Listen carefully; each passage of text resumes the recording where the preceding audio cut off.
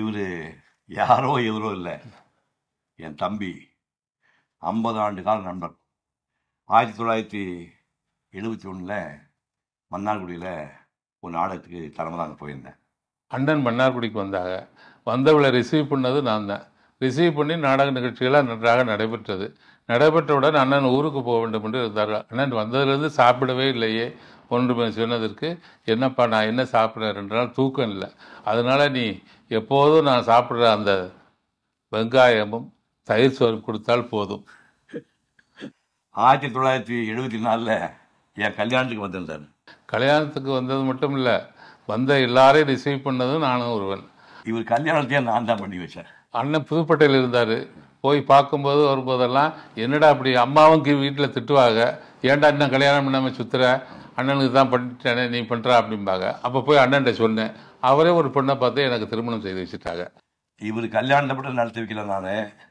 இவர் மக கல்யாணத்துக்கு போயிருக்கேன், பேரன் கல்யாணத்துக்கு போயிருக்கேன். கல்யாணத்திற்கு வந்தது மட்டும் இல்லாமல் அவரே டிக்கெட் எடுத்துக்கொண்டு வந்து விடுவார். இந்த காலத்தில் இல்லை, 30 வருடத்திற்கு முன்னாடி இங்கேருந்து திருச்சிக்கு பிளைன் டிக்கெட் எடுத்துக்கொண்டு, அப்பா வந்துட்டேன்டா எங்கடா இருக்கா அப்படின்னு சொல்லி கேட்டுக்கொண்டு வருகிற அளவுக்கு நாங்கள் பாசமுடையவர் என் மீது அவர். பொதுவாக நிகழ்ச்சிகளில் எனக்கு யாராவது சால்வை போத்து வந்தாங்கன்னா அதை திருப்பி அவனுக்கே போத்திடுவேன். சால்வை போத்திக்கிற பழக்கம் எனக்கு கிடையாது. இன்னைக்கு ஒரு 6 மணிக்கு நிகழ்ச்சி ஆரம்பித்து 7, 8, 9, 10ன்னு ஒரு 7-8 பேர் பேச ஆரம்பித்து பயங்கர டயர்டாகி கடைசியாக நான் பேசினேன். அப்போவே கிட்டத்தட்ட 10 மணி ஆகி போச்சு. ரொம்ப டயர்டாக இருந்தது. கிளம்பி கீழே வந்துட்டு இருக்கிறேன். கரிமங்க நின்றுருக்காரு.